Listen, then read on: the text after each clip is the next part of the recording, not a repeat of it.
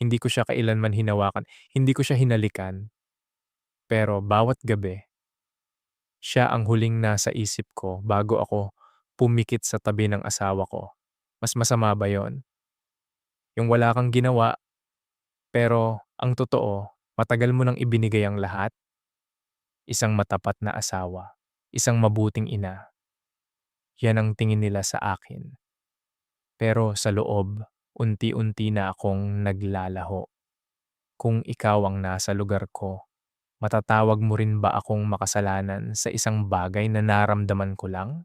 Sana nung araw na yon, nung unang beses na pumatak ang ulan sa bubong ng center at pumasok siya na basang-basa, hindi na lang ako lumingon.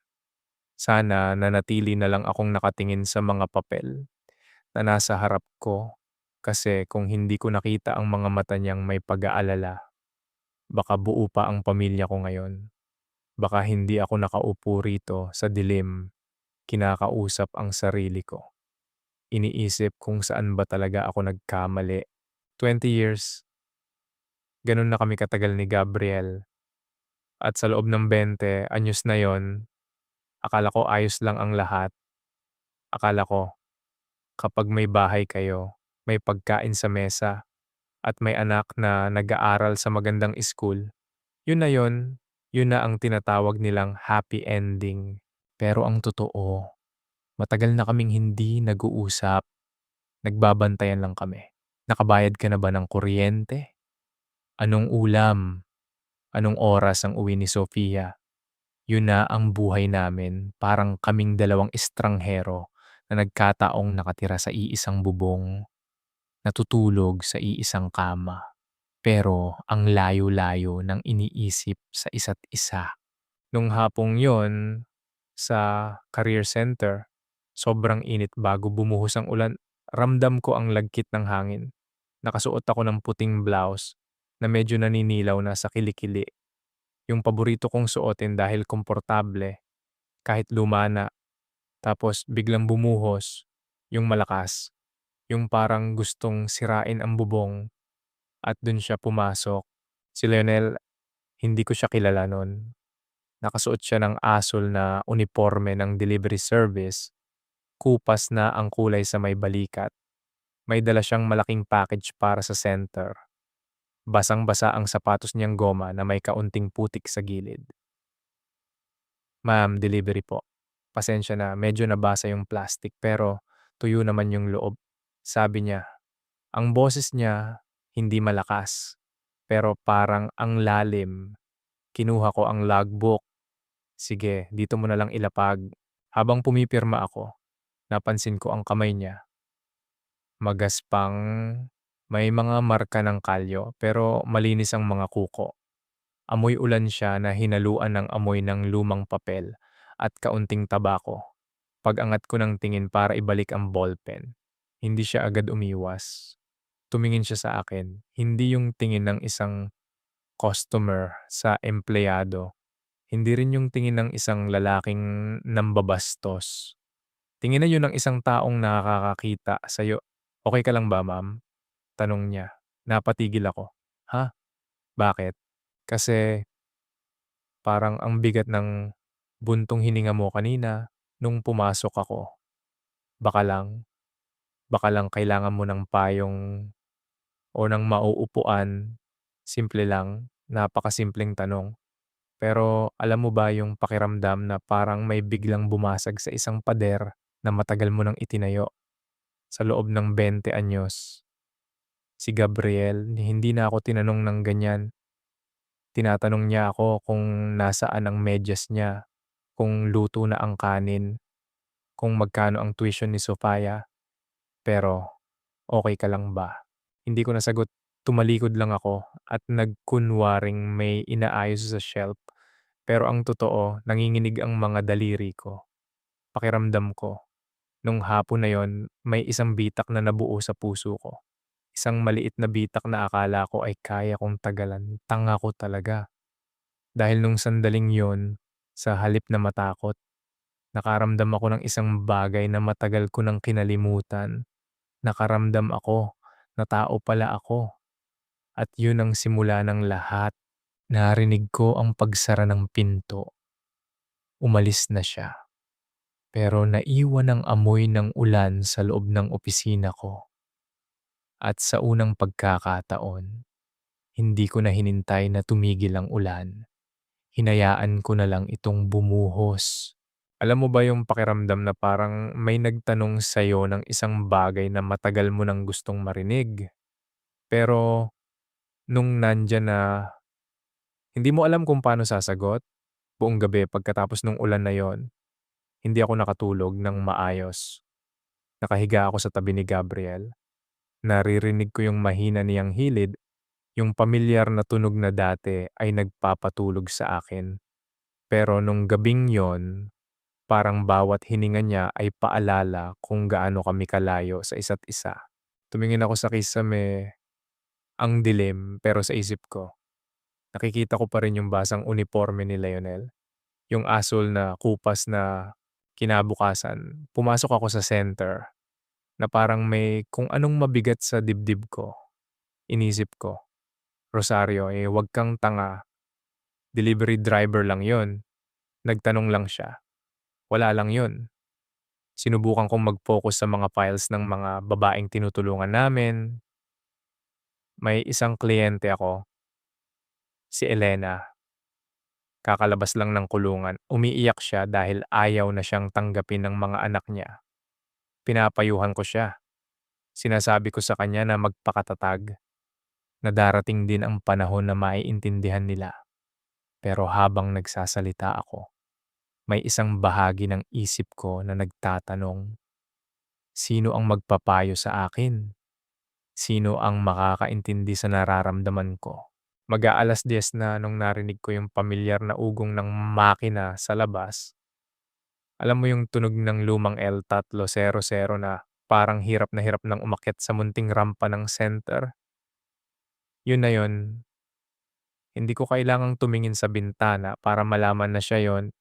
Tumibok ng mabilis yung puso ko. Parang tanga, 'di ba? 47 years old na ako, pero yung kaba ko, parang high school na makikita yung crush sa corridor. Pumasok siya, ngayon hindi na siya basa. Nakasuot siya ng malinis na t-shirt. Pero may maliit na tastas sa may laylayan. May dala siyang isang maliit na tray ng kape. Yung sa kanto lang, yung tinitimpla sa plastic na baso. Ma'am, pasensya na may hinatid lang ulit ako sa katabing opisina. Naisipan ko lang, baka kailangan niyo nito. Sabi niya habang inilalapag yung isang baso sa table ko. Tiningnan ko yung kape. Umuusok pa. Salamat, Lionel, pero hindi mo naman kailangang gawin to. Ngumiti siya. Hindi siya tumingin sa mata ko ng diretso. Parang nahihiya rin siya. Napansin ko yung mga daliri niya magaspang, may itim-itim pa ng langis sa kuko. Tanda ng pagkakalikot sa makina ng sasakyan niya. Black yan, ma'am, walang asukal. Napansin ko kasi nung isang araw nung uminom ka nung kape sa pantry, wala kang nilagay na kahit ano. Napatigil ako sa pag-abot sa baso. Napansin mo yon, tumango siya. Mahilig din kasi ako sa matapang na kape. Para laging gising, alam mo ba kung gaano kasakit yon? Hindi yung kape, kundi yung katotohanang napansin niya, yun, si Gabriel, 20 anyos na kaming magkasama. Pero tuwing magtitimpla siya ng kape sa umaga, laging may asukal yung sa akin. Kailangan ko pang sabihin, Dad, di ba alam mo namang hindi ako nag-aasukal? Tapos sasabihin niya, ay oo nga pala, nakalimutan ko. Simple lang, di ba? Pero bakit yung isang taong kakahatid lang ng package, alam na agad yung gusto ko? Bakit mas nakikita ako ng isang estranghero kaysa sa lalaking nakasama ko sa pagbuo ng pamilya? Salamat, sabi ko na lang. Wala nang ibang lumabas sa bibig ko. Sige ma'am, alis na ako. Marami pa akong ide-deliver, sabi niya bago tumalikod. Pinanood ko siyang lumabas. Napansin ko yung lakad niya. Medyo mabagal, parang laging may iniisip. At sa unang pagkakataon, hindi ko napigilan yung sarili ko. Lionel, tawag ko. Lumingon siya, nakahawak na siya sa hamba ng pinto. Rosario na lang, huwag mo na akong imam kapag tayo lang. Ngumiti siya, isang totoong ngiti na umabot sa mga mata niya. Sige, Rosario. Nung nawala na siya, uminom ako ng kape. Mapait, sobrang pait. Pero parang yun lang ang bagay na naramdaman kong totoo sa buong araw na yon. Ngayon ko lang nare-realize, nung mga sandaling yon, hindi ko pa alam na unti-unti na pala akong nahuhulog sa isang bitag na ako mismo ang naglatag. Iniisip ko, bakit ba ako nakikinig sa tibok ng puso ko? Bakit ba parang hinahanap-hanap ko yung ugong ng makina ng sasakyan niya? Mali ba na maging masaya dahil lang sa isang basong kape? O baka naman gutom lang talaga ako sa atensyon na hindi ko na makuha sa sarili kong bahay? Pag-uwi ko nung gabing yon, tinanong ako ni Gabriel habang kumakain kami. Ross, nakuha mo na ba yung bill ng kuryente? Parang overdue na tayo. Tiningnan ko siya. Gusto kong sabihin, Dad, okay lang ako. Salamat sa pagtatanong. Pero tumango lang ako. Oo, Dad, bukas babayaran ko. Kinabukasan, maaga akong nag-ayos. Hindi ko alam kung bakit. Pero naglagay ako ng kaunting lipstick. Yung medyo pink. Yung hindi masyadong halata. At habang naglalakad ako papasok sa center, ramdam ko yung kaba. Hinihintay ko yung ugong ng sasakyan niya. Pero lumipas ang umaga, tanghali hanggang hapon, hindi siya dumating. At dun ko naramdaman yung takot. Hindi takot na baka may nangyaring masama sa kanya, kundi takot dahil na-realize ko na kapag hindi siya dumating, parang nawawalan ng kulay ang paligid ko. At yun ang pinakamapanganib na nararamdaman ng isang babaeng may asawa na. Sana binura ko na lang agad.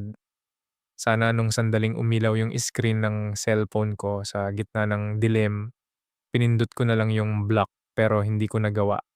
Alam mo yung pakiramdam na uhaw ka, tapos may nag-abot sa'yo ng isang basong tubig, kahit alam mong may lason yon, inumin mo pa rin kasi hindi mo na kaya yung tuyot sa loob mo. Mag-aalas-dos na noon, katabi ko si Gabriel, tulog na tulog. Ramdam ko yung init ng katawan niya, yung amoy ng sabon na panlabas sa kumot namin. Isang amoy na dapat ay nagbibigay sa akin ng kapanatagan. Pero nung gabing yon, parang sumasakal sa akin. Biglang umilaw ang cellphone ko sa ibabaw ng side table. Pasensya na, Rosario. Nasiraan ako ng sasakyan kanina sa gilid ng highway. Hindi ako nakadaan para mag-deliver. Sana hindi ka naghintay. Nanlamig ako. Saan niya nakuha ang number ko? Tapos naalala ko sa logbook ng center. Nilalagay namin doon ang contact numbers para sa mga delivery. Pero hindi para gamitin sa ganitong oras. Hindi para sa ganitong mensahe. Tiningnan ko si Gabriel, hindi siya gumalaw. Yung mabigat niyang paghinga, parang tik-tak ng orasan na nagbibilang ng kasalanan ko. Dahan-dahan kong kinuha yung phone, nagtago ako sa ilalim ng kumot, parang bata na gumagawa ng bawal. Yung liwanag ng screen, sobrang sakit sa mata, pero hindi ko maalis ang tingin ko sa pangalan niya. Lionel, okay lang. Akala ko kung ano nang nangyari. Ang reply ko, simple lang, 'di ba? Okay lang. Pero sa mundo ng mga may asawa, yung pag-reply mo sa oras ng gabi sa ibang lalaki, hindi yun okay lang. Pagbukas yun ng pinto, pag-imbita sa isang bagay na alam mong sisira sa'yo. Agad siyang nag-reply, parang hinihintay niya talaga ang sagot ko. Nag-alala ka ba? Napikit ako ng mariin. Bakit niya itatanong yon? At bakit ang bilis ng tibok ng puso ko? Hindi ako sumagot. Binitawan ko yung phone sa ilalim ng unan ko. Pero hindi ako makatulog. Bawat minuto, parang nararamdaman ko yung vibration ng phone kahit wala naman. Iniisip ko kung nasaan siya. Nandoon pa kaya siya sa highway? Mag-isa? Gutom? Dun ko na-realize yung nakakatakot na katotohanan. Si Gabriel, ang asawa ko, katabi ko lang. Pero yung isip ko, nandun sa highway, kasama ang isang lalaking halos hindi ko pa kilala. Kinaumagahan, para akong may hangover. Matamlay ako habang nagluluto ng almusal.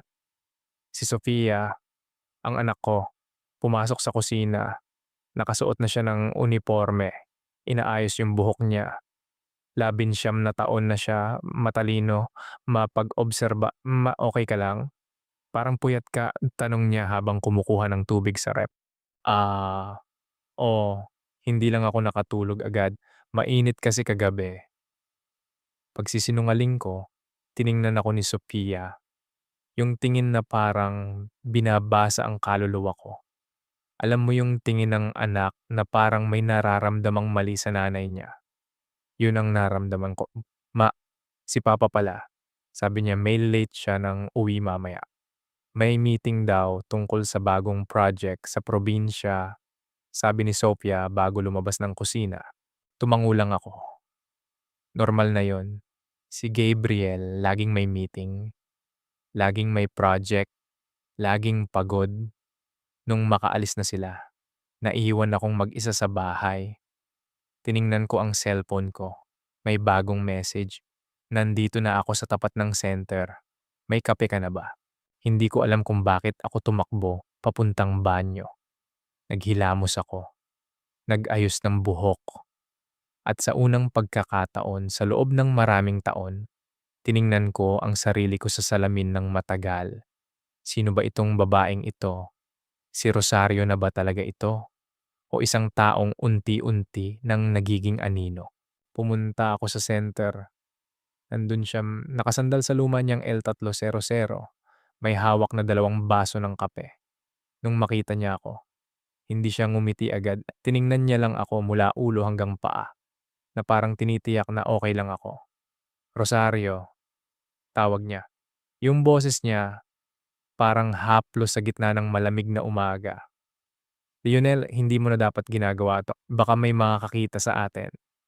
Sabi ko, pero ang totoo, lumalapit na ako sa kanya.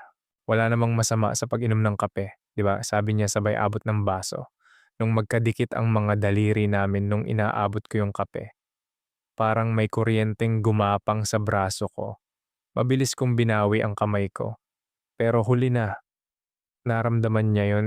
Nakita ko sa mga mata niya, Rosario, alam ko bulong niya. Anong alam mo? Tanong ko, halos hindi na lumalabas ang boses ko. Alam ko na pareho tayo ng nararamdaman. Yung parang ngayon lang tayo ulit nakahinga. Gusto kong sumigaw. Gusto kong sabihin na mali siya. Pero ang lumabas sa bibig ko ay, kailangan ko nang pumasok. Tumalikod ako. Pero bago ako makahakbang, narinig ko ang boses ng isang tao sa likuran ko. Uy, Rosario, ang aga mo yata ngayon? At sino itong kausap mo? Si Marites. Ang kapitbahay naming tsismosa na laging nasa labas kahit madaling araw pa lang, nakatayo siya sa kanto.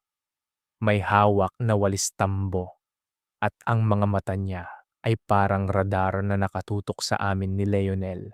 Alam mo yung pakiramdam na biglang tumigil ang mundo mo, pero kailangang magpatuloy ang pag-arte mo. Yung parang may humawak sa leeg mo pero kailangan mong ngumiti. Ganun ang naramdaman ko nung makita ko si Marites na nakatayo sa kanto. Bitbit ang kanyang walis, tambo na parang setro ng isang reyna na handang humusga. Tiningnan ko si Leonel. Nanatili siyang kalmado. Pero nakita ko ang bahagyang paghigpit ng hawak niya sa susi ng sasakyan niya.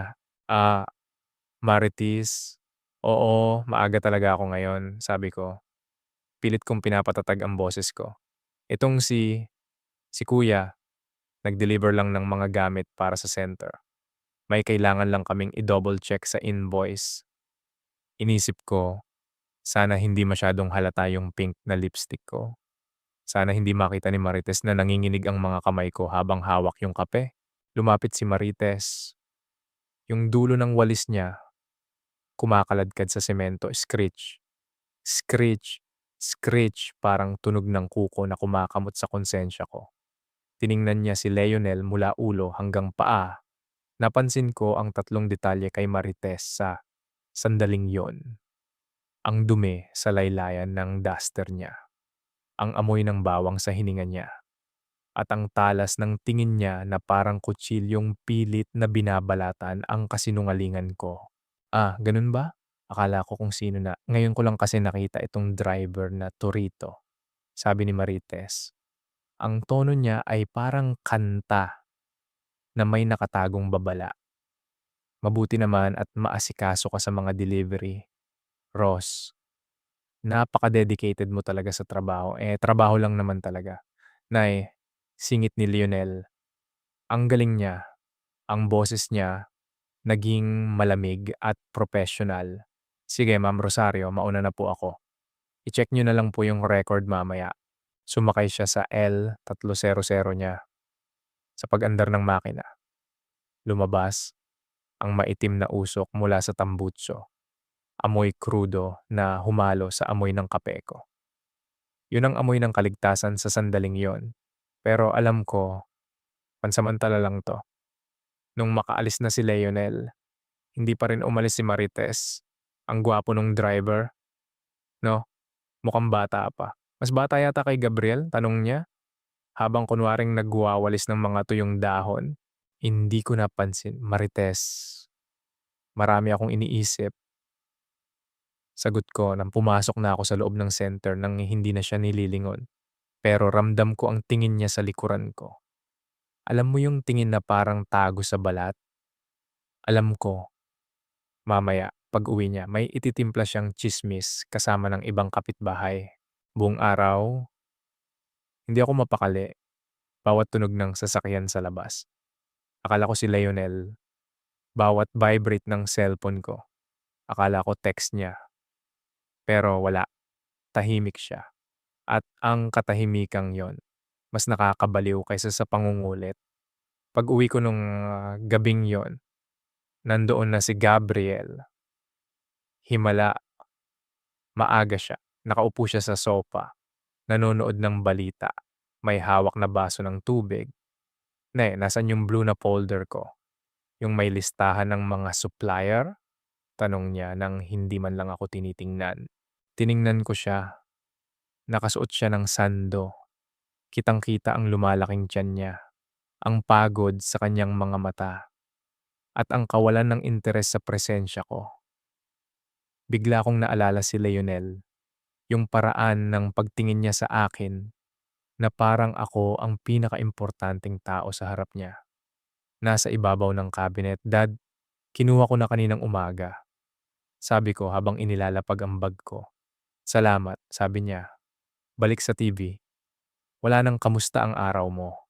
Wala nang bakit parang balisa ka. Naupo ako sa tabi niya. Sobrang lapit namin, magkadikit ang mga braso namin.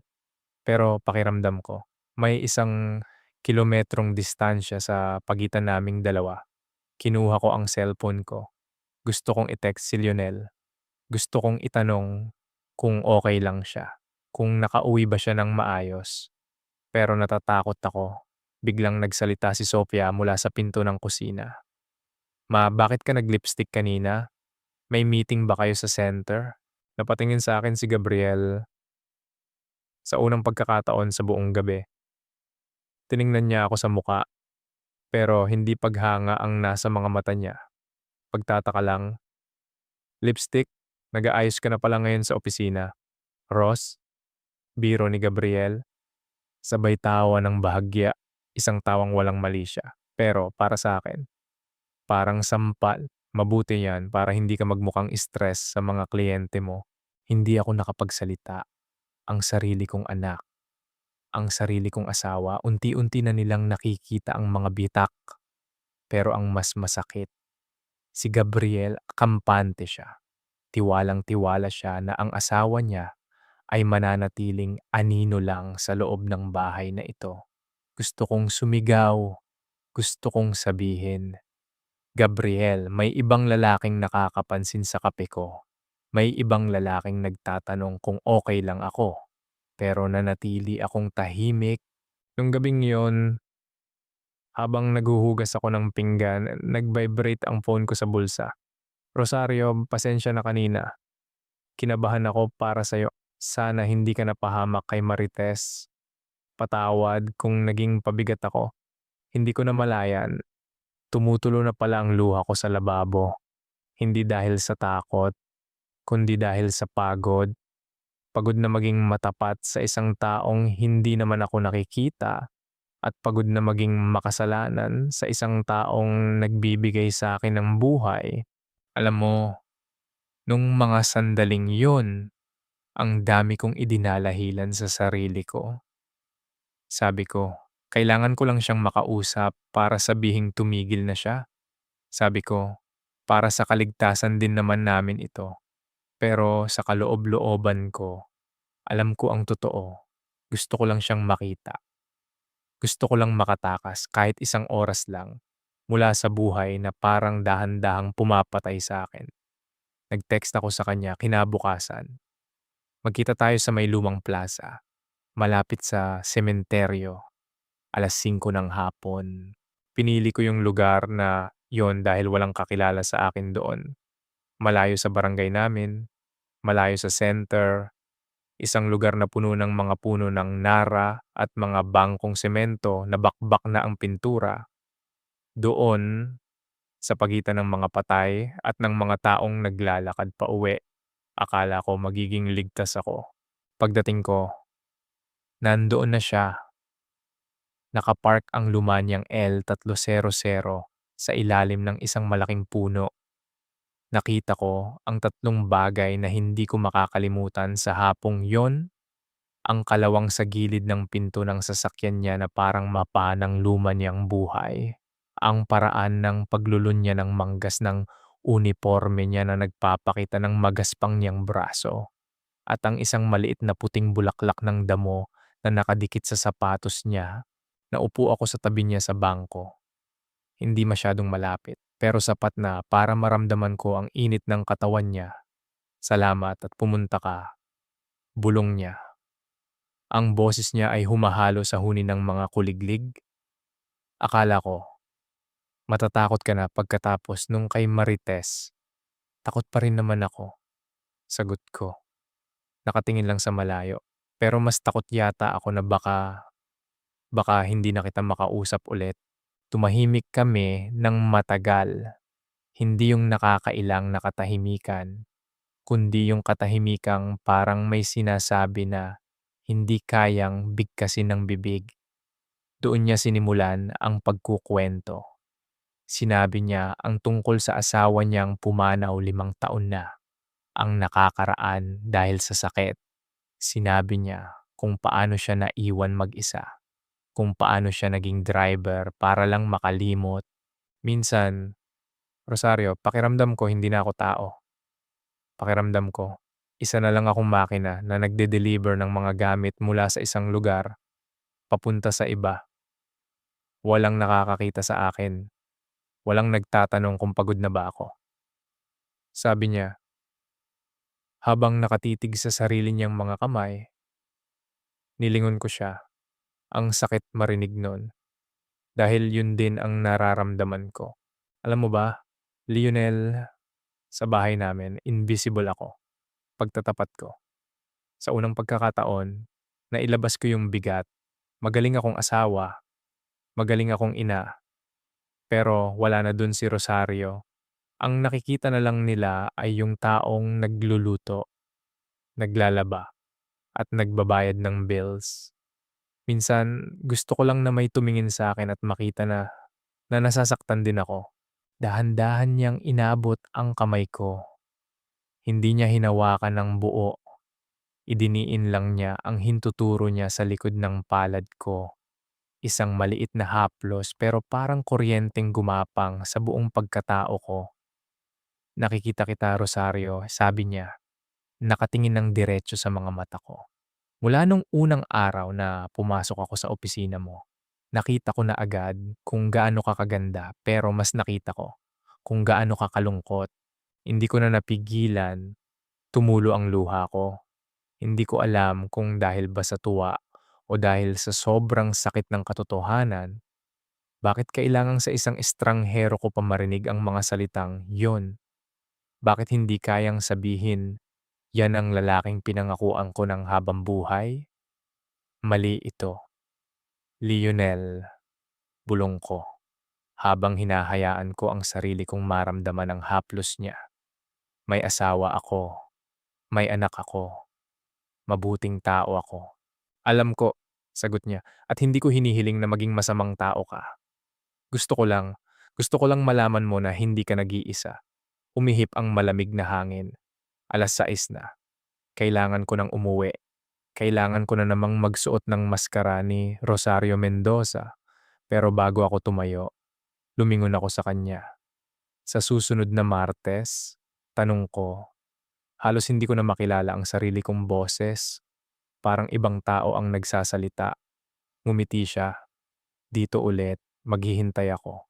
Pag-uwi ko, nandun si Gabriel sa hapagkainan, kumakain na mag-isa habang nakatitig sa tablet niya. Gabi ka na, sabi niya, hindi tumitingin sa akin. Saan ka galing? Nag-overtime lang sa center, dad, maraming paperworks. Sagot ko, habang mabilis na dumaan sa likod niya para hindi niya maamoy ang hangin ng plaza na nakadikit sa damit ko. Okay, may naiwan pang ulam dyan. Initin mo na lang.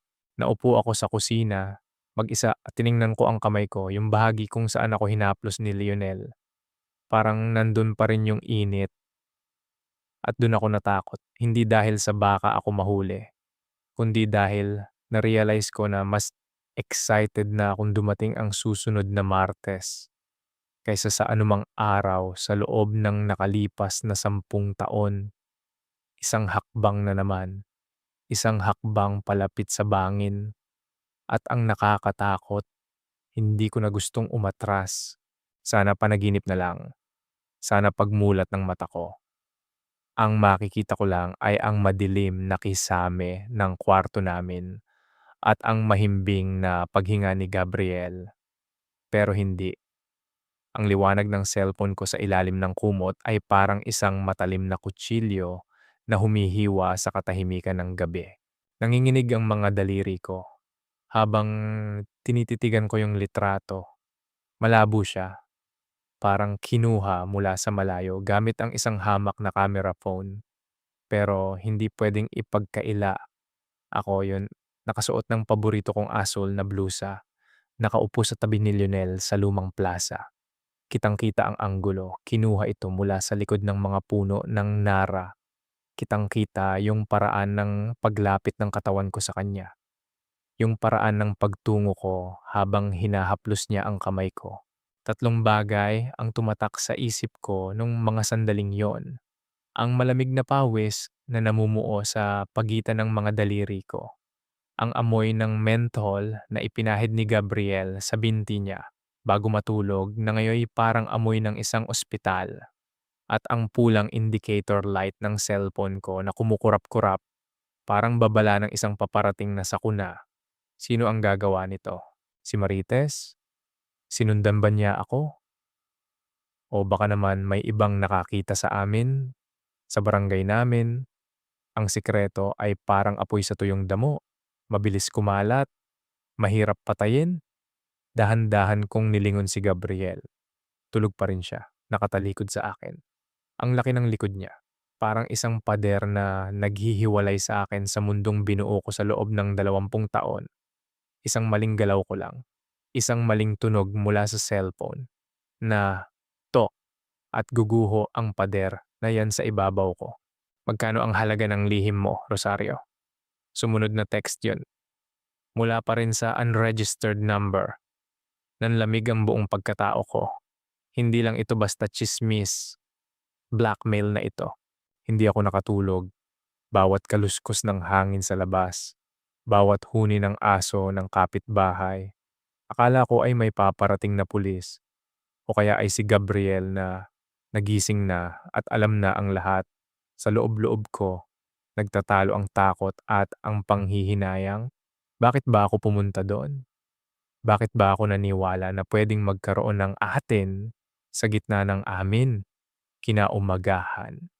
Para akong naglalakad sa ilalim ng tubig, mabigat, malabo. Ma, bakit hindi mo ginalaw yung kape mo? Lumamig na, sabi ni Sophia habang nag-aayos ng gamit para sa school.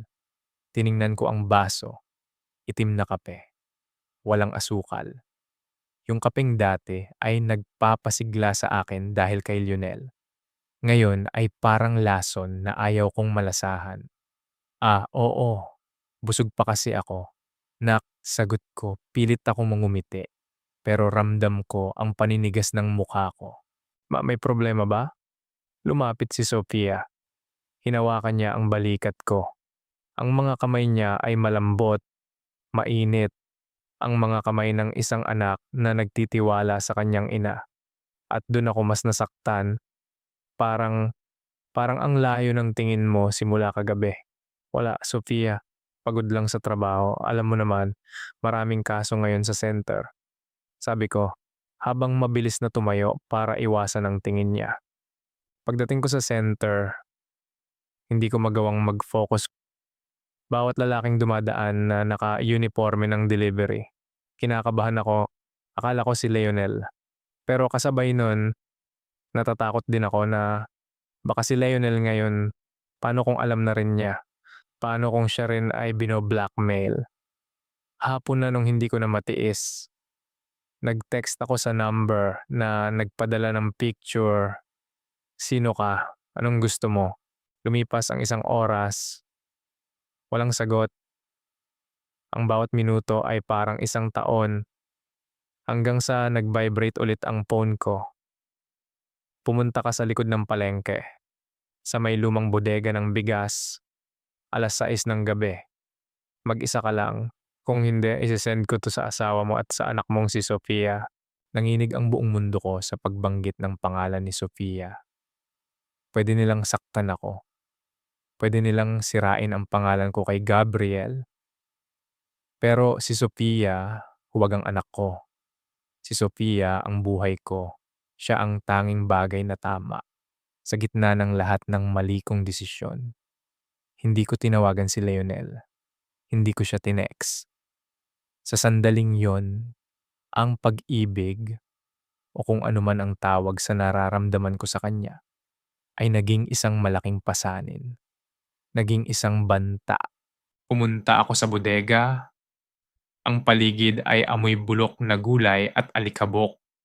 Ang ilaw sa poste ay pundi, kumukurap-kurap. Isang hakbang, 2 hakbang. Bawat yapak ko sa maruming semento ay parang hatol ng kamatayan. Pagdating ko sa madilim na sulok, may aninong lumabas mula sa likod ng mga sako ng bigas. Isang babae, nakasuot ng duster, may balabal sa ulo. Nung humarap siya sa akin, parang tumigil ang tibok ng puso ko. Marites, bulong ko, ngumiti siya. Pero hindi ito ang anghiting nakasanayan ko. Ito ay nanghiting puno ng pait at tagumpay. Akala mo ba? Ross, hindi ko mahahalata. Ang linis-linis ng tingin sa'yo ng barangay, ang banal-banal mo sa simbahan. Pero sa likod ng lahat, nakikipagkita ka lang pala sa isang hamak na driver sa madilim na plaza? Marites, pakiusap, huwag mong idamay ang pamilya ko. Anong gusto mo? Pera? Tanong ko halos magmakaawa na ako. Lumapit siya sa akin. Sobrang lapit na amoy ko na ang lansa ng isda sa kanyang damit. Hindi pera ang gusto ko, Rosario. Gusto ko. Gusto kong maramdaman mo ang naramdaman ko nung kinuha mo sa akin ang lahat. Napakunot ang noo ko. Anong sinasabi mo? Wala akong kinuha sa'yo.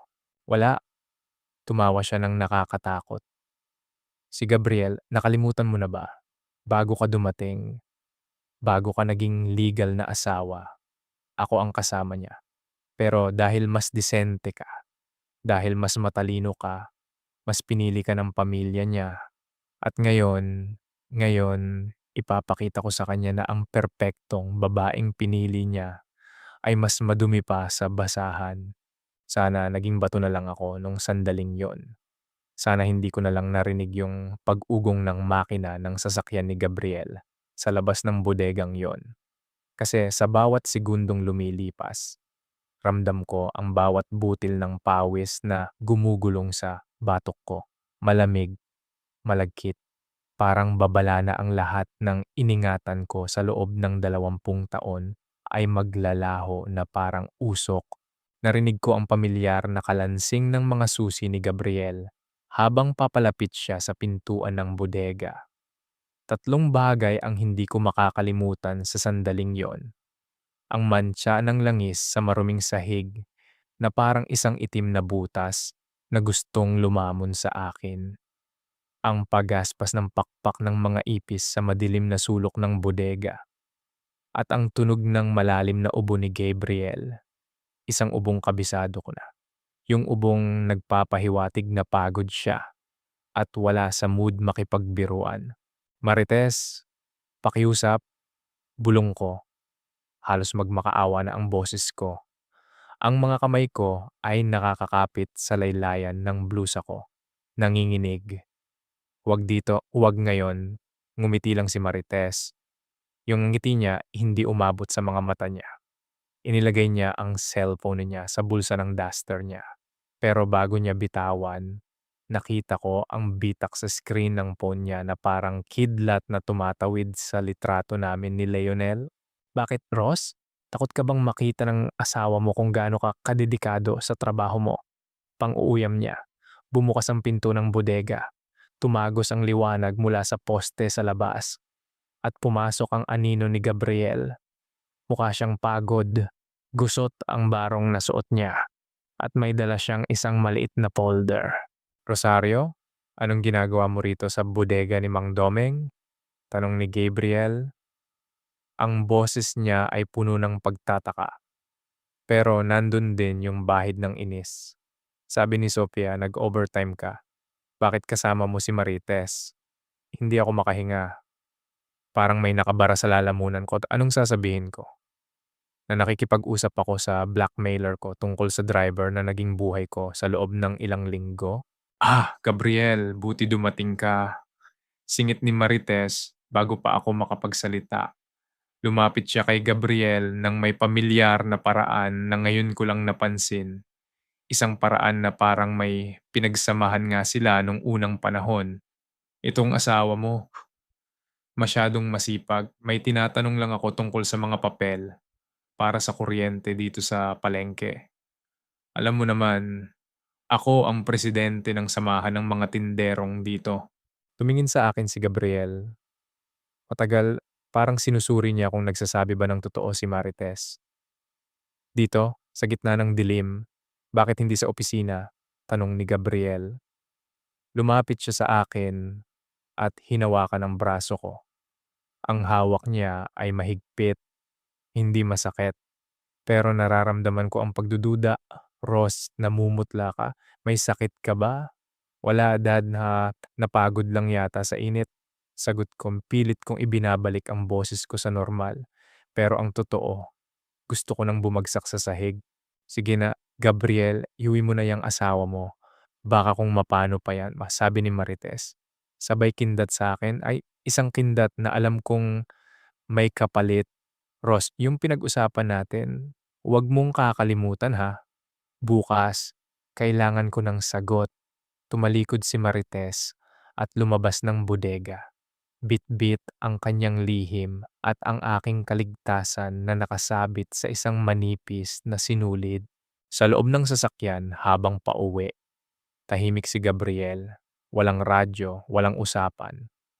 Ang tanging naririnig ko lang ay ang tunog ng wiper kahit wala namang ulan. Isang nakakairitang swish-swish na parang binibilang ang bawat segundong nabubuhay ako sa kasinungalingan. Anong meron sa inyo ni Marites? Biglang tanong ni Gabriel habang nakatingin sa kalsada. Wala, dad, alam mo naman yon. Maraming tanong palagi. Sagot ko. Nakatingin lang sa labas ng bintana. Bakit parang, bakit parang may tinatago ka sa akin, Rosario? Hindi ka naman ganyan dati. Simula nung nakaraang linggo, parang hindi ka mapakali. Napalingon ako sa kanya. Gusto ko nang sabihin, Gusto ko ng sumigaw, Gabriel, malungkot ako. Gabriel, kailangan kita." Pero nung nakita ko ang pagod sa mukha niya, ang mga linya sa noon niya na binuo ng pagtatrabaho para sa amin, natikom ang bibig ko. Paano ko sasabihin sa kanya na habang siya ay nagpapakahirap, ako ay nahanap ang sarili ko sa kape ng ibang lalaki. Wala akong tinatago, Gabriel, pagod lang talaga ako. Sabi ko na lang. Pagdating sa bahay, nandun si Sofia, nakaupo sa sofa, hawak ang kanyang sketchpad. Nung makita niya kami, agad siyang tumayo. May tumawag sa landline kanina, isang lalaki. Sabi ni Sofia, ang tono ng boses niya ay seryoso. Walang halong biro. Tumibok ng mabilis ang puso ko. Sino daw? Hindi siya nagpakilala. Pero ang sabi niya, sabihin ko daw sa iyo na yung invoice na hinihintay mo, ready na sa plaza. Anong invoice yon? Naramdaman ko ang pagtitig ni Gabriel sa akin, isang malalim at mapanuring tingin. Invoice, yung sa mga bagong gamit sa center. Sige, Sophia, salamat. Sabi ko, mabilis akong dumaan papuntang kusina. Pero nung nasa kusina na ako, na-realize ko ang isang bagay. Si Leonel, hindi siya tatawag sa landline kung hindi importante. O baka naman, baka pati siya ay ginugulo na rin ni Marites. O baka mas malala, baka si Leonel na mismo ang sumusuko. Inilabas ko ang cellphone ko sa ilalim ng apron ko. May isang text mula sa kanya. Rosario, kailangan kitang makita ngayon din. Sa tapat ng simbahan, may alam ang anak mo. Sana sa bahay na lang ako nanatili. Sana hinayaan ko na lang na tumunog ng tumunog yung landline hanggang sa mapagod yung kung sino mang tumatawag. Pero ang takot, kapag nanuot na sa buto mo, gagawin kang sunod-sunuran, gagawin kang tanga. Nagdahilan ako kay Gabriel na nakalimutan ko yung susi ng center sa opisina at kailangan kong balikan dahil maaga ang maintenance bukas. Hindi siya tumingin sa akin. Tumango lang siya habang nakatitig sa TV. Pero yung pagtango niya, parang mechanical. Parang hindi niya narinig yung sinabi ko. Pero hinayaan na lang niya akong umalis para matapos na yung usapan. Lumabas ako ng bahay na halos hindi humihinga.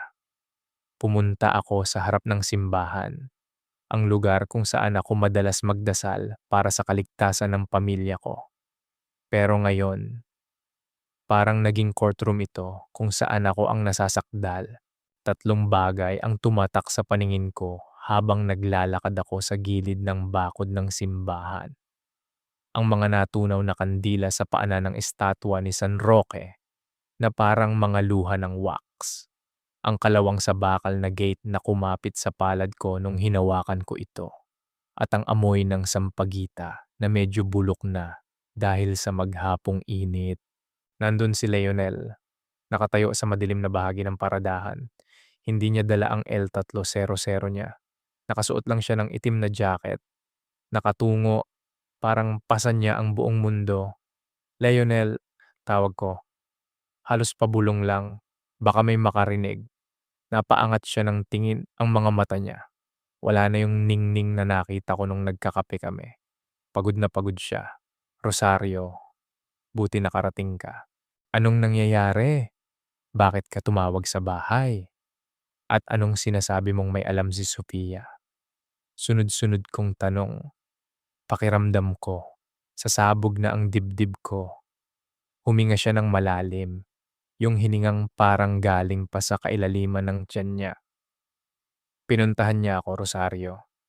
Kaninang hapon, pagkatapos niyang pumasok sa school, nanigas ako. Si Sophia, pinuntahan ka saan? Sa terminal. Hindi ko alam kung paano niya nalaman kung nasaan ako. Pero hinarap niya ako. Hindi siya sumisigaw, hindi siya galit. Pero yung mga mata niya, Rosario, parang binabalatan ako ng buhay. Anong sabi niya? Sabi niya, alam ko ang ginagawa niyo ng nanay ko. huwag mo na siyang i-text, huwag mo na siyang lalapitan. Kung hindi, ako mismo ang magsasabi kay Papa. Napaupo ako sa isang sementadong paso ng halaman. Parang nawalan ng lakas ang mga binti ko. Si Sophia, ang anak ko na itinuturing kong anghel. Ang anak ko na iniisip kong walang muwang sa dumi ng mundo. Alam niya, at mas masakit, hindi niya ako hinarap. Pinili niyang protektahan ang pamilya namin sa pamamagitan ng pagbabanta sa lalaking naging dahilan ng pagngiti ko. Bakit hindi siya nagsasabi sa akin? Bulong ko sa sarili ko.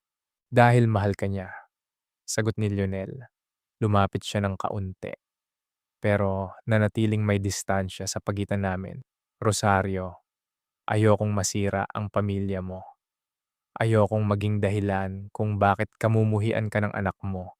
Pero kailangan mong malaman, hindi lang si Sophia ang problema, si Marites, sabi ko. Tumango siya, pinuntahan din niya ako. Sinabihan niya ako na kung hindi ako lalayo sa'yo, sisiguraduhin niyang mawawalan ako ng trabaho. At hindi lang yon, may mga sinabi siya tungkol kay Gabriel, tungkol sa nakaraan nila. Alam ko na yon, putol ko sa kanya. Sinabi na niya sa akin sa bodega. Pero Leonel, ano nang gagawin natin? Hindi ko kayang mawala si Sofia. Hindi ko kayang makita ang disappointment sa mga mata niya. Tumingin sa akin si Lionel. Yung tingin na puno ng pagmamahal, pero puno rin ng paalam. Kailangan nating huminto. Rosario, ngayon din, bago pa mahuli ang lahat, gusto kong sumang-ayon, gusto kong sabihin na, oh, tama ka. Pero bakit parang pinipiga ang puso ko? Bakit sa tuwing iniisip ko na hindi ko na siya makikita, parang hindi ko na kayang huminga? Pag-ibig ba to? O gutom lang talaga ako sa pagkilala na hindi ko makuha sa bahay ko? Kaya mo ba? Tanong ko sa kanya. Isang tanong na hindi ko rin masagot para sa sarili ko. Kailangan na masabi niya, para sa'yo, para kay Sofia. Hahakbang na sana siya palayo nung biglang may tumunog na cellphone. Hindi sa akin, hindi kay Leonel. Mula sa likod ng malaking puno ng akasya sa harap ng simbahan, lumabas ang isang anino, isang maliit na figura na may hawak na cellphone. Huli na kayo, sabi ng boses. Si Sophia, nakatayo siya doon, umiiyak pero diretso ang tingin. Ang cellphone niya ay nakatapat sa amin parang isang sandata. Sabi mo, ma-overtime. Sabi mo, susi lang ang kukunin mo. Pero bakit nandito ka? Bakit kasama mo pa rin siya? Sophia, makinig ka. Lumapit ako sa kanya. Sinusubukang hawakan ang kamay niya. Pero umiwas siya. Wala na akong pakikinggan. Ma, akala ko nagkakamali lang ako nung nakita ko kayo sa plaza. Akala ko, namalikmata lang ako nung nakita ko yung lipstick mo. Pero hindi eh. Pinili mo siya. Pinili mo ang isang driver kaysa sa amin ni Papa. Sophia, hindi yan totoo. Sigaw ko. Pero bawat salita ko ay parang walang silbi.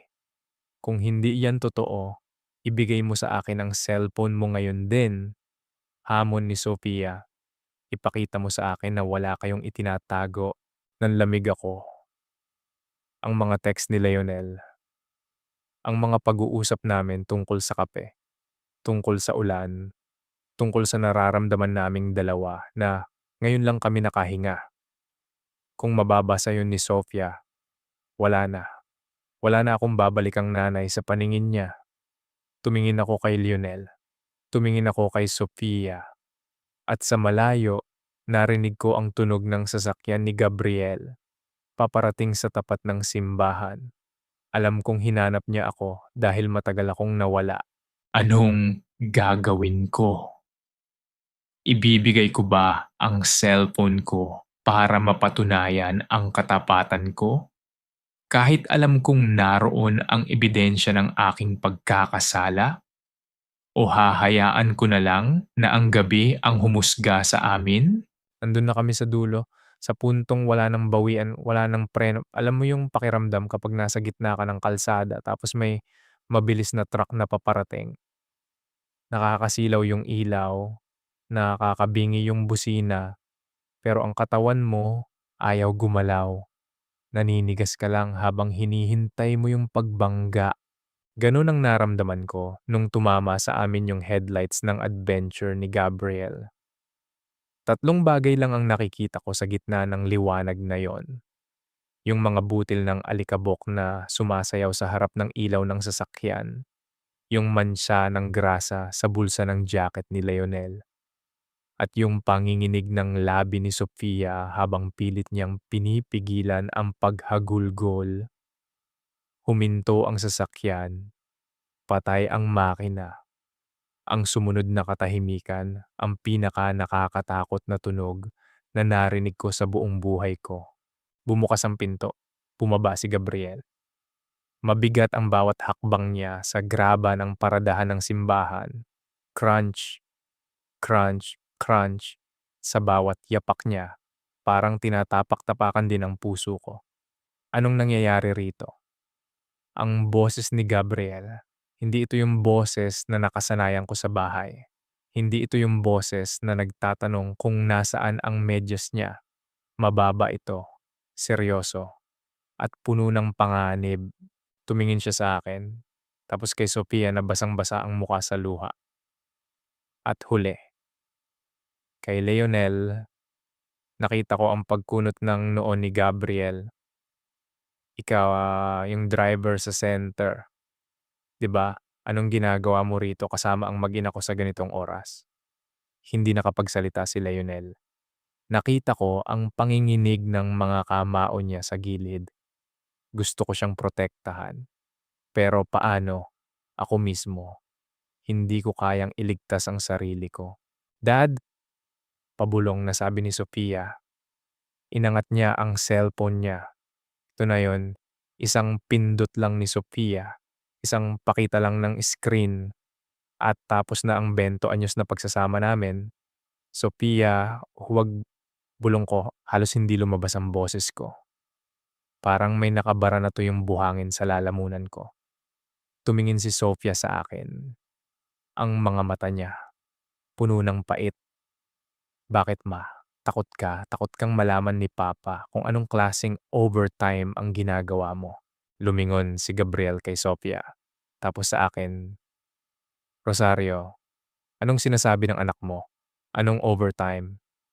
Dad, si Mama, bago pa matapos ni Sofia ang sasabihin niya, biglang sumingit si Leonel. Sir, ako po ang may kasalanan, huwag niyo pong pagalitan si Ma'am Rosario. Lalong nagdilim ang muka ni Gabriel. Lumapit siya kay Lionel, kulang na lang ay magpang-abot ang mga dibdib nila. Bakit mo siya tinatawag na Rosario? Sino ka ba talaga? Nag-deliver po ako sa center nung isang araw, tapos nagka-aberya po sa invoice. Pagsisinungaling ni Lionel. Pero halatang halata ang kaba sa boses niya. Hindi siya sanay magsinungaling. Pinuntahan ko po sila rito para ayusin yung gusot sa simbahan. 10:00 ng gabi, sigaw ni Gabriel. Ano ako? Tanga. Rosario, sumagot ka. Anong meron sa inyong dalawa? Nanigas ako. Gusto kong magsinungaling. Gusto kong sabihin na dad, nagkakamali ka lang. Pero nung tumingin ako kay Sophia, nakita ko ang pandidiri sa mga mata niya. At yun ang pumatay sa akin. Mas masakit pa sa galit ni Gabriel ang pandidiri ng sarili kong anak. Dad, tignan mo to, ni sabi ni Sophia. Iniharap niya ang cellphone niya kay Gabriel. Mabilis kong hinablot ang phone ni Sophia. Hindi ko alam kung saan ako kumuha ng lakas. Pero naagaw ko ito. Sophia, tumigil ka na, pakiusap. Bakit ma? Ipakita mo. Ipakita mo kay Papa yung mga text nyo. Ipakita mo sa kanya kung paano mo sabihing mas masaya ka kapag kausap mo ang driver na yan kaysa sa amin, sigaw ni Sophia. Ngayon, wala na siyang pakialam kung sino ang makarinig. Ang boses niya ay umaalingaw-ngaw sa tahimik na gabi ng simbahan. Nabitawan ko ang phone. Bumagsak ito sa semento. Crack. Tumingin si Gabriel sa basag na screen sa sahig tapos sa akin. Ang mukha niya dahan-dahang nagbago mula sa galit, naging matinding sakit. Parang ngayon lang pumasok sa isip niya ang katotohanang matagal na niyang pilit na binabalewala. Totoo ba, Rosario? Mahinang tanong ni Gabriel. Yung boses niya parang bata na nawawala. Yung driver na to, siya ba yung dahilan kung bakit hindi mo na ako matignan sa mata? Siya ba yung dahilan kung bakit laging pagod ka? Hindi ako makasagot. Umiiyak lang ako. Ang mga luha ko, parang baha na hindi ko mapigilan. Sumagot ka! Sigaw ni Gabriel, sabay hablot sa braso ko. 20 anyos, Rosario. 20 anyos kitang iningatan. 20 anyos akong nagtrabaho para sa inyo. Lahat ibinigay ko. Kulang pa ba yon? Kulang pa ba ang buhay na ibinigay ko sa'yo para ipagpalit mo ako sa isang driver na kakahatid lang ng kape sa'yo? Gabriel, hindi ganun yun. Eh paano? Paano? Hinarap ni Gabriel si Lionel at bigla niya itong sinuntok. Tumalsik si Lionel sa tabi ng isang paso. Duguan ang labi niya. Lionel, sigaw ko, lalapit sana ako pero pinigilan ako ni Gabriel. Huwag mong lalapitan yan kung ayaw mong mapatay ko siya. Banta ni Gabriel. Ang mga mata niya ay parang sa isang hayop na nasugatan. Umuwi ka na, Lionel. Umalis ka na bago ko makalimutan na nasa harap tayo ng simbahan. Tumayo si Lionel. Pinunasan niya ang dugo sa bibig niya gamit ang likod ng kamay niya. Tumingin siya sa akin. Isang huling tingin na puno ng pagsisisi, pagmamahal, at paalam. Hindi na siya nagsalita. Tumalikod siya at naglakad palayo sa dilim hanggang sa mawala ang anino niya. Naiwan kaming tatlo. Ako, si Gabriel at si Sofia. Paano mo nagawa sa amin to? Tanong ni Sofia. Ang boses niya ay tuyot na wala na siyang luha, pagod na siya. Akala ko ikaw ang pinakamabuting nanay sa mundo. Akala ko tayo yung perpektong pamilya, pero lahat pala yun drawing lang. Tumalikod si Sofia at sumakay sa sasakyan. Si Gabriel naman, nanatiling nakatayo sa harap ko. Hingal na hingal siya. Tumingin siya sa simbahan tapos sa akin. Sabi mo dati, Ross, nung kinasal tayo dito, kahit anong mangyayari, tayo hanggang dulo, nasaan na yon? Gabriel, patawad. Ang patawad para sa maliliit na bagay lang yon ni Rosario. Pero ito, itinuro niya ang dibdib niya. Pinatay mo ako. Pinatay mo yung 20 anyos na Gabriel na naniwalang ikaw ang buhay niya. Sumakay na rin siya sa adventure. Naiwan akong mag-isa sa paradahan. Ang tanging kasama ko ay ang basag na cellphone ni Sophia sa sahig at ang amoy ng usok ng sasakyan nila habang papaalis. Napaupo ako sa semento. Ang lamig, sobrang lamig. Tumingin ako sa taas, sa krus ng simbahan. Akala ko kapag nalaman na ang lahat, gagaan ang pakiramdam ko. Akala ko magiging malaya na ako. Pero ang totoo, mas lalo lang akong nakulong. Nakulong sa isang buhay na ako mismo ang sumira. Tanga ko talaga sa paghahanap ko ng taong makakakita sa akin. Nabulag ako sa mga taong matagal na palang nandoon sa tabi ko. Sa paghahanap ko ng init ng kape ng iba. Sinunog ko ang sarili kong tahanan. Ngayon, wala na akong bahay na babalikan. Wala na akong anak na tatawag sa akin ng mama, ng may pagmamalaki. Wala na akong asawa na magtatanong kung nasaan ang medyas niya. Ang natira na lang ay ang katotohanan. Isang mapait, malamig, at nakamamatay na katotohanan. Alam mo yung pakiramdam na akala mo ayun na yung pinakamasakit. Akala mo sagad na yung pako sa dibdib mo nung makita mong dugoon si Leonel at pandirihan ka ni Sofia. Pero mali ako. May isasakit pa pala. May ilalalim pa pala yung hukay na kinatatayuan ko. Tatlong bagay ang tumatak sa paningin ko habang nakatayo ako sa tapat ng bahay ni Marites. Ang mapulang stoplight ng adventure ni Gabriel, na parang dalawang nanlilisik na mata sa dilim. Ang mga kurtinang lace sa bintana ni Marites na gumagalaw-galaw dahil sa hangin. At ang amoy ng dama de noche, yung amoy na dati ay mabango para sa akin. Pero nung gabing yon, amoy ng isang burol, amoy ng kamatayan ng huling pag-asa ko. Bakit siya nandoon? Bakit ang asawa ko, nakakasabi lang na pinatay ko ang puso niya, ay nandoon sa bahay ng babaeng sumira sa amin? Nagtagago ako sa likod ng isang malaking poste ng kuryente. Nanginginig ang buong katawan ko, hindi dahil sa lamig ng gabi, kundi dahil sa katotohanang dahan-dahang bumubuo sa isip ko. Magkano ang halaga ng lihim mo, Rosario? Naalala ko yung text ni Marites at naalala ko yung sinabi niya sa bodega na bago ako dumating, siya ang kasama ni Gabriel. Hinihintay ko siyang lumabas. Bawat minuto ay parang isang taon. Gusto kong sumugod, gusto kong katukin ang pinto ni Marites at sumigaw ng, "Gabriel, bakit ka nandoon? Bakit sa kanya ka pumunta?" Pero wala akong karapatan, wala na akong boses. Ako ang nagbukas ng pinto ng impyernong ito, kaya wala akong karapatang magreklamo kung masunog man ako. Pagkalipas ng halos kalahating oras, bumukas ang pinto. Lumabas si Gabriel.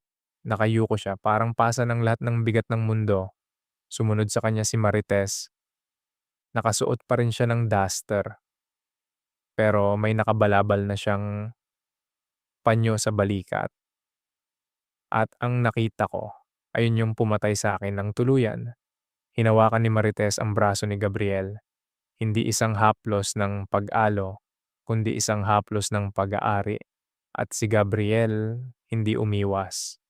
Nanatili siyang nakatayo doon, hinahayaan ang babaeng yon na damayan siya. "Salamat, Marites," narinig kong sabi ni Gabriel. Paos ang boses niya, parang galing sa isang taong galing sa matagal na pag-iyak. "Salamat sa pagsasabi ng totoo. At least ngayon, alam ko na kung bakit."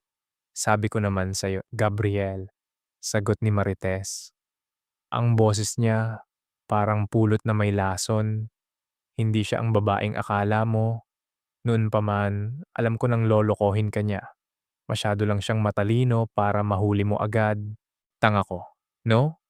Tumawa si Gabriel, isang tawang puno ng pait. 20 anyos akong naniwala sa isang kasinungalingan. Huwag mong sisihin ang sarili mo. Ang mahalaga, nandito na ako. Hindi kita iiwan, Gabriel, tulad ng dati. Sumakay si Gabriel sa sasakyan. Umalis siya nang hindi man lang lumingon. Naiwan si Marites sa tapat ng gate niya. Nakangiti habang pinapanood ang paglayo ng sasakyan. Nung lumingon siya sa direksyon ng poste kung saan ako nagtatago, parang alam niyang nandun ako. Nag-angat siya ng baso ng juice, parang nagto-toast sa pagkapanalo niya bago pumasok sa loob ng bahay. Napaupo ako sa kalsada. Doon sa maruming semento, sa gitna ng dilim, naisip ko, sino ba talaga ang biktima rito? Ako ba, na nahanap ang sarili sa isang driver? O si Gabriel, na matagal na palang may reserba na naghihintay lang ng pagkakataong mabawi siya? O baka naman kaming dalawa, pareho kaming naghahanap ng bagay na nawala na sa amin matagal na. Ang malasakit, ang pakiramdam na mahalaga ka, ang init ng isang totoong yakap. Pero ang pinakamasakit na tanong, kailan pa sila nag-uusap? Kagabi lang ba? O baka naman yung mga meetings ni Gabriel na inaabot ng madaling araw, baka hindi naman talaga meetings yon. Baka matagal na silang naghihintayan na magkamali ako para may dahilan silang bumalik sa isa't isa. Tanga ko. Akala ko ako lang ang may sikreto. Akala ko ako lang ang naglalaro sa apoy. Pero ang totoo, ang bahay namin, matagal na palang nakatayo sa ibabaw ng mga abo. Naglakad ako pauwi, hindi ko alam kung bakit, pero dun pa rin ako dinala ng mga paa ko. Gusto ko pang makita si Sofia. Gusto kong magmakaawa sa anak ko. Pagdating ko sa tapat ng bahay, madilim, pero bukas ang pinto. Pumasok ako. Ang amoy ng bahay namin, amoy ng nilulutong ulam, amoy ng pabango ni Sofia, amoy ng home, parang naging banyaga sa akin. Sofia, tawag ko, walang sumasagot. Pumunta ako sa kwarto niya. Bukas ang ilaw pero wala siya doon. Bukas ang cabinet niya. Kulang ang mga damit at sa ibabaw ng kama niya may isang papel. Kinuha ko ang papel. Sulat kamay ni Sofia. May ayoko munang makita ka. Sasama muna ako kay Papa. Sabi niya, dun muna kami sa probinsya, sa Lola. Huwag mo na kaming hahanapin. Sabi ni Tita Marites, matagal mo na raw kaming gustong iwan. Ngayon, malaya ka na. Magpakasaya ka sa driver mo. Nanlumo ako. Tita Marites, maski ang anak ko, nakuha na niya. Sa loob lang ng isang gabi, naging kontrabida ako sa sarili kong buhay.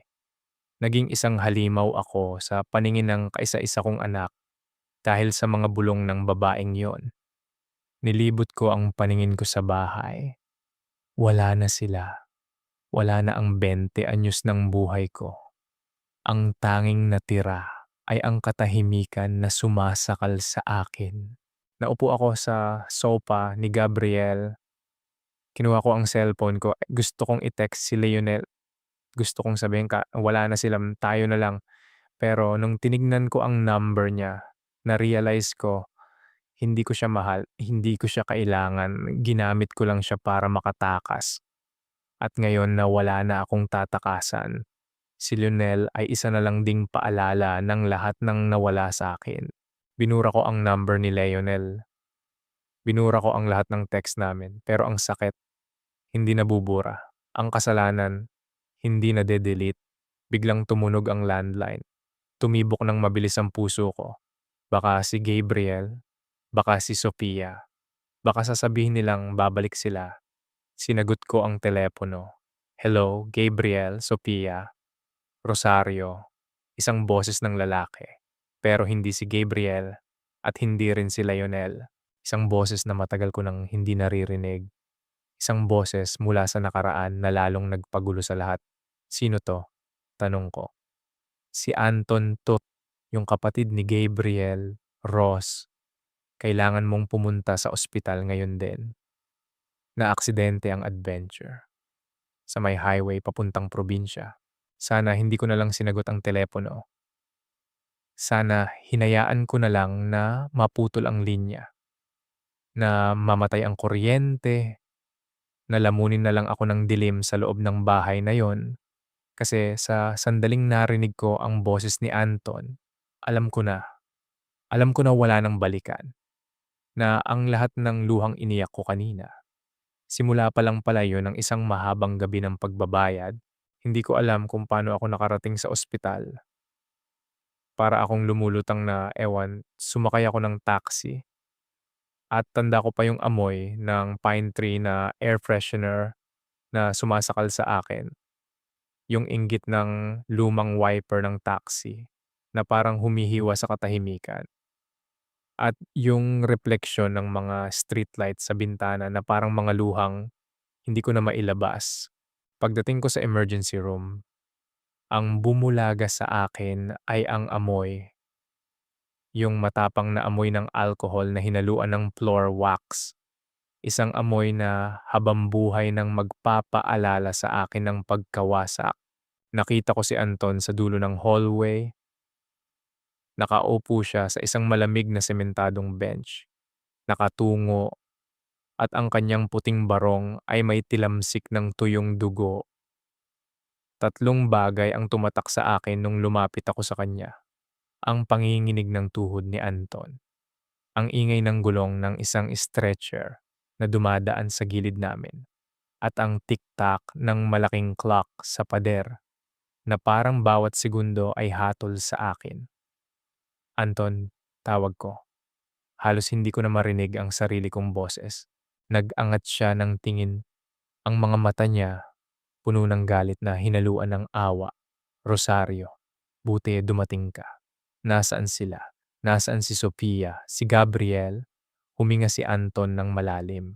Yung hiningang parang may dinadalang napakabigat na balita. Si Gabriel, nasa loob pa. Inooperahan, malala ang tama niya sa ulo. Si Sofia, tumigil siya. Anong nangyari kay Sofia? Halos sumigaw na ako. Hinawakan ko ang braso ni Anton. Pilit siyang niyayanig. Maayos ang kalagayan ni Sofia, may mga galos lang siya at bali sa braso, pero gising na siya. Pero Ross, ayaw kanyang makita. Sabi niya, kung papasok ka sa kwarto niya, lalabas siya kahit gumapang siya. Napaupo ako sa tabi niya. Ang sakit, ang sarili kong anak, mas pipiliing masaktan kaysa mahawakan ko. Pero hindi yun ang pinakamalalang balita. Ross, pagpapatuloy ni Anton, ang boses niya ay naging pabulong na parang may kinatatakutan. Hindi lang sila ang nasa loob ng sasakyan nung sumalpok sila sa truck kasama nila si Marites. Nanigas ako. Si Marites, bakit bakit bakit siya kasama? Sabi ni Sofia, sinundo daw sila ni Marites sa bahay niyo pagkaalis mo. Sabi ni Marites kay Gabriel, alam niya kung nasaan ka at si Leonel. At si Gabriel, sa sobrang galit, sa sobrang gustong mahuli kayo, hindi na nakapag-isip ng tama. Mabilis ang takbo nila, Ross. Hinahabol nila yung L300 na akala nila ay sinasakyan mo. Tumigil ang mundo ko. Kaya sila na aksidente. Dahil sa akin, dahil sa paghahabol sa isang anino ng kasalanan ko. At si Marites? Tanong ko, kahit ayaw ko nang malaman ang sagot. Dead on arrival si Marites. Sabi ni Anton, siya yung direktang tinamaan nung pagbangga sa side ng Adventure.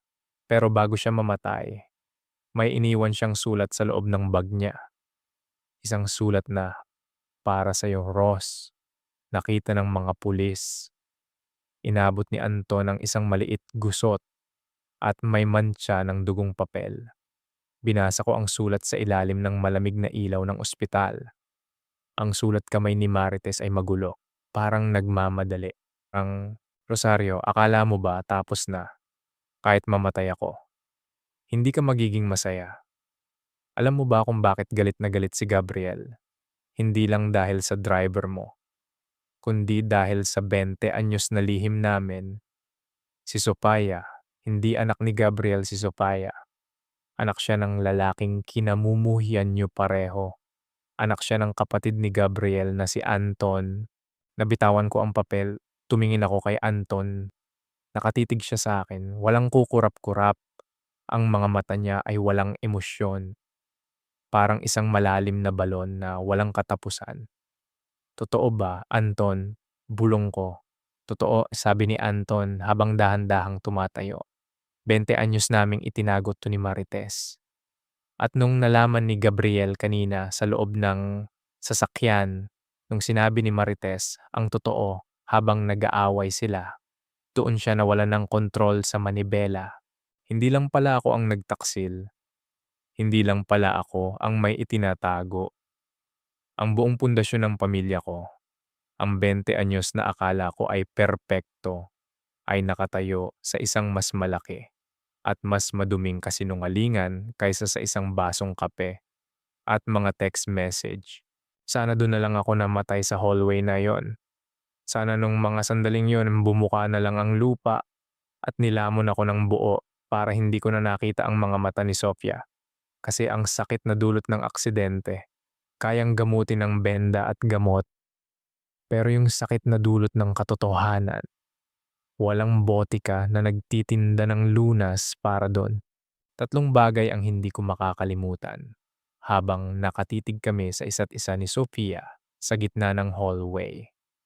Ang inggit ng gulong ng wheelchair ni Sofia na parang humihingi ng tulong. Ang puting hospital bracelet na sobrang luwag sa payat niyang pulso. At ang amoy ng floor wax na hinaluan ng malansang amoy ng dugo na nanggagaling sa kabilang kwarto. Sofia, ang tanging lumabas sa bibig ko, ni hindi ko magawang lumapit.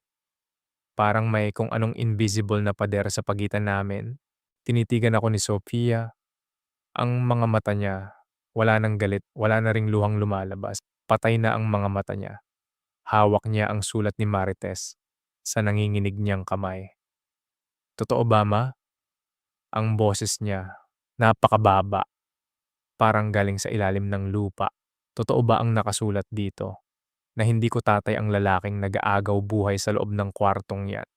Lumingon si Sophia kay Anton. Si Anton, na kanina lang ay mukhang matatag, ay nakayuko na ngayon. Hindi siya makatingin sa bata. Hindi siya makatingin sa anak niya. Anton, sumagot ka, sigaw ni Sophia. Sa sobrang lakas ng boses niya. Napalingon ang mga nurse sa amin. Buong buhay ko. Ang tawag ko sa'yo, Tito. Buong buhay ko. Ang turing ko kay Papa Gabriel ay bayani. Pero lahat pala yon, isang malaking palabas. Sofia, makinig ka, lumapit si Anton. Susubukan niyang hawakan ng wheelchair. Pero mabilis na umatras si Sofia. Huwag mo akong hahawakan, sigaw ni Sofia. Bakit? Bakit hinayaan mo to? Alam mo ba? Alam mo ba nung pinanganak mo ako na kapatid ni Papa ang ama ko? Hindi, Sofia, hindi ko alam. Lumapit na ako. Lumuhod ako sa harap ng wheelchair niya kahit ang sakit-sakit na ng mga tuhod ko. Sumpain man ako ng langit. Sofia, naniwala ako na si Gabriel ang tatay mo. Mahal ko si Gabriel. Nung mga panahong yon, nung nalaman kong buntis ako, wala akong ibang inisip kundi siya. Pero nag-usap kayo ni Anton, tanong ni Sofia. Ang tono niya ay puno ng pandidiri. Nung gabing yon, nung ginawa niyo ako, nasaan si Papa? Napaiyak na lang ako. Ang nakaraan na pilit kong ibinaon, ngayon ay lumalabas na parang nana sa isang sugat. Wala siya noon, Sofia, nasa probinsya siya para sa isang trabaho. At ako ay nalulunod sa lungkot. At si Anton, nandoon siya. Isang gabi lang yon, Sofia. Isang gabi na pinagsisihan ko habang buhay.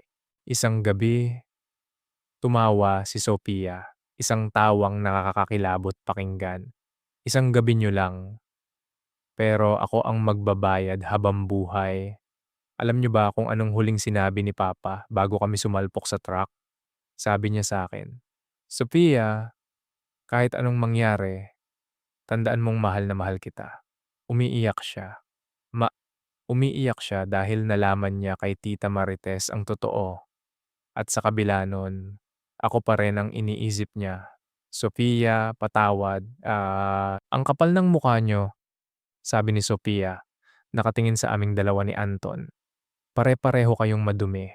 Ikaw, nakikipagkita ka sa driver mo habang si Papa ay nagpapakamatay sa trabaho.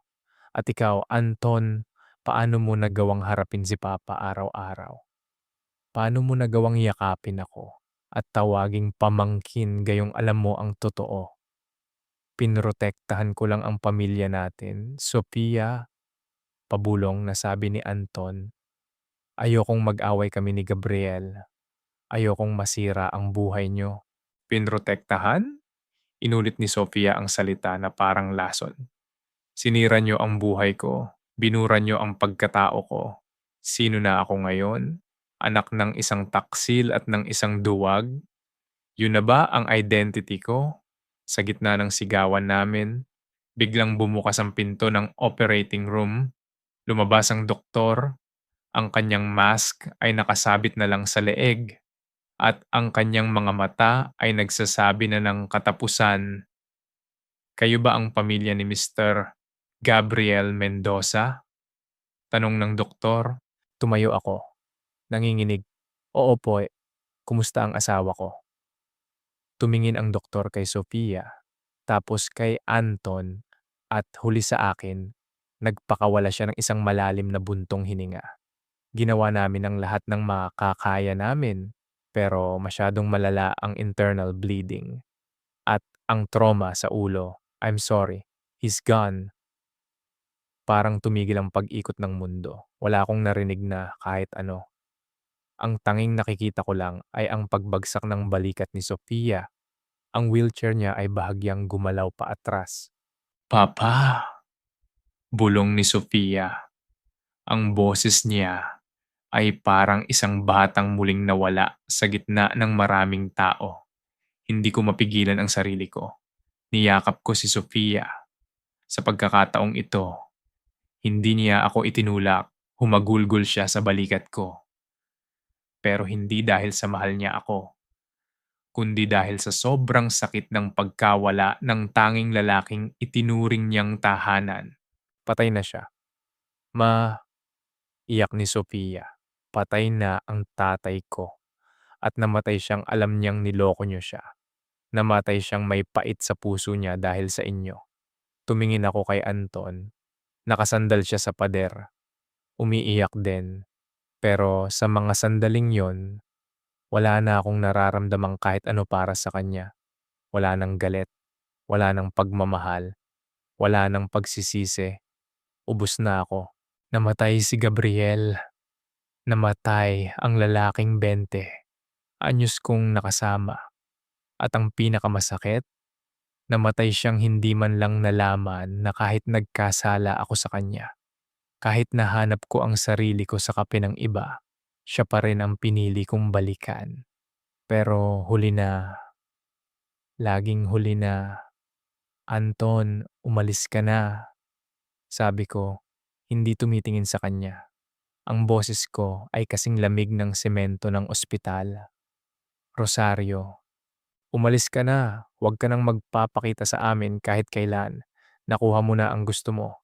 'Di ba? Patay na si Gabriel. Ngayon, hayaan mo na kaming magdusa ng anak ko sa katahimikan. Umalis si Anton. Ang tunog ng kanyang mga yapak sa hallway ay parang huling martilyo sa kabaong ng pamilya namin. Naiwan kaming dalawa ni Sofia. Dalawang babaeng winasak ng mga lihim at ng mga maling desisyon. Umiiyak kami sa gitna ng hallway. Sa ilalim ng kumukurap-kurap na fluorescent light, ang boses ng pagsisisi ay hindi na sapat. Ang mga tanong na bakit at paano ay wala ng silbi. Naisip ko, kung hindi ko ba sinagot ang unang text ni Leonel? Kung hindi ba ako uminom ng kapeng yon? Mabubuhay pa ba si Gabriel? O sadyang nakasulat na sa tadhana na ang 20 anyos na kasinungalingan ay kailangang matapos sa isang madugong gabi? Hindi ko alam. At hanggang ngayon, hindi ko pa rin masagot. Ngayong wala na ang lahat ng ingay, ang hagulgol sa libing, ang bulungan ng mga kapitbahay, ang inggit ng mga sasakyan, naiwan akong mag-isa sa gitna ng katahimikan na ako mismo ang nagtanim. Ang bahay namin ay hindi na tahanan. Isa na lang itong museum ng mga alaala na masakit tignan. Tatlong bagay ang tumatak sa paningin ko habang naglalakad ako papasok sa opisina ng abogado ni Gabriel. Ang mantsa ng tuyong tinta sa dulo ng fountain pen ng abogado. Ang amoy ng lumang leather na folder na nakapatong sa mesa. At ang isang maliit na litrato namin ni Gabriel nung kami ay kinasal na nakasingit sa ilalim ng salamin ng kanyang desk. Mrs. Mendoza, bago pa mangyari ang aksidente, pinapunta ako rito ni Gabriel. Simula ng abogado, hindi siya tumitingin sa akin. Parang ayaw niyang makita ang pamumutla ng mukha ko. May ipinapabigay siya sa'yo. Isang sulat at isang dokumento. Inabot niya sa akin ang isang puting sobre. Malinis, walang mantsa ng dugo. Isang sulat na isinulat ni Gabriel nung gabing akala ko ay may meeting siya. Pero ang totoo ay nag-iisa lang siya sa dilim. Nag-iisip, binasa ko ang sulat at sa bawat salitang isinulat niya. Parang dahan-dahang binibitay ang natitirang bahagi ng puso ko. Rosario, alam ko na matagal na ito ang unang pangungusap Nanigas ako. Alam ko ang tungkol sa inyo ni Anton. 10 taon na ang nakakalipas nung aksidente kong makita ang mga lumang sulat ni Anton na itinago mo. Nagpa-DNA test ako. Ross, alam ko na hindi ko anak si Sofia, pero pinili kong manahimik. Pinili kong magpanggap na wala akong alam dahil mahal na mahal kita. At mahal na mahal ko si Sofia. Mas tatay ako sa kanya kaysa sa kahit sinong lalaki sa mundo. Napahawak ako sa mesa. Ang lalaking itinuring kong cold at invisible. Ang lalaking inakala kong walang pakialam sa nararamdaman ko. 20 anyos niyang dinala ang selyo ng pagtataksil ko nang hindi nagrereklamo. Pinanindigan niya ang isang pamilyang binuo sa kasinungalingan dahil lang sa pagmamahal. Kaya nung nakita ko yung kape, yung lipstick at yung mga ngiti mo para sa driver na yon, doon ako nadurog, Ross.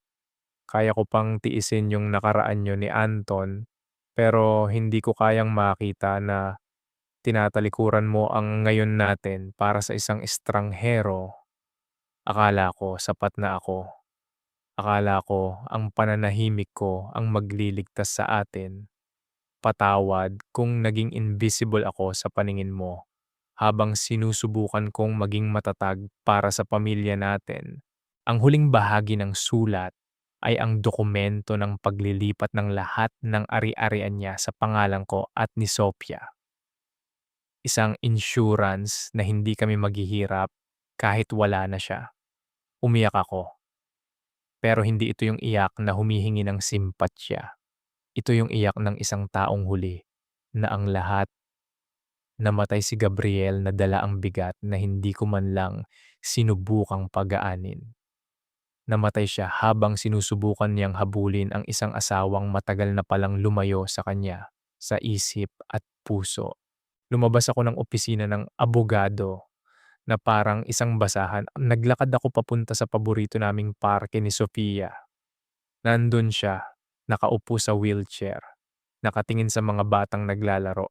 Malayo pa rin ang tingin niya. Pero nung makita niya ako, bahagya siyang tumango.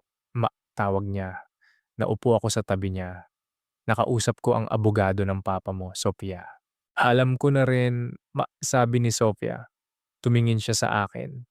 At sa unang pagkakataon, nakita ko ang pagpapatawad sa mga mata niya. Isang pagpapatawad na mas masakit kaysa sa galit. Nag-iwan din siya ng sulat para sa akin. Sabi niya, hindi mahalaga kung kanino akong dugo nang galing. Ang mahalaga, ako ang kaisa-isa niyang anak. Hinawakan ko ang kamay ni Sofia. Paano tayo na ngayon as Sopaya? Hindi ko alam, siguro kailangan nating matutunang mabuhay sa katotohanan. Kahit gaano ito kapait, 3 taon na ang lumipas simula nung gabing yon. Nagtatrabaho pa rin ako sa center. Pero ngayon, hindi na ako naghahanap ng kape sa iba. Natutunan ko ng timplahan ang sarili ko ng kapayapaan. Si Sofia ay nag-aaral na ulit. At kahit hindi na kami babalik sa perpektong pamilya na inakala namin noon, mas totoo na ang bawat yakap namin sa isa't isa. Si Lionel, hindi ko na siya nakita ulit. Minsan, kapag umuulan at naririnig ko ang ugong ng isang lumang L300 sa labas, napapatigil pa rin ako. Pero hindi na dahil sa pag-ibig, kundi dahil sa alaala ng isang rosaryo na kailangang dumaan sa apoy para lamang makakita. Hindi ko pa rin alam hanggang ngayon kung mapapatawad ko ba ang sarili ko. Siguro hindi. Siguro ang parusa ko ay ang mabuhay sa mundong wala ang tanging lalaking tunay na nagmahal sa akin sa kabila ng dumi ko. Ang boses ng pagsisisi ay hindi na nawawala sa isip ko. Pero sa bawat paghinga ko, naaalala ko ang huling sinabi ni Gabriel sa sulat niya. Ross, mabuhay ka ng totoo. Yun lang ang hinihingi ko. Ngayon, kapag tumitingin ako sa salamin, hindi na anino ang nakikita ko. Nakikita ko ang isang babaeng nagkamali, nawasak, pero piniling pulutin ang mga basag na piraso ng kanyang buhay. Dahil sa huli, hindi ang pag-ibig ang nagpapalaya sa atin. Ang katotohanan ang gumagawa nun. Gaano man ito kasakit, gaano man ito kamahal, at gaano man karami ang kailangang mawala bago mo ito mahanap, hindi ko na kailangang magtago sa dilim. Dahil ang dilim na kinatatakutan ko noon ay ako rin pala ang gumawa. At ngayon, sa gitna ng liwanag na masakit sa mata, natututo na akong maglakad, mag-isa, pero totoo.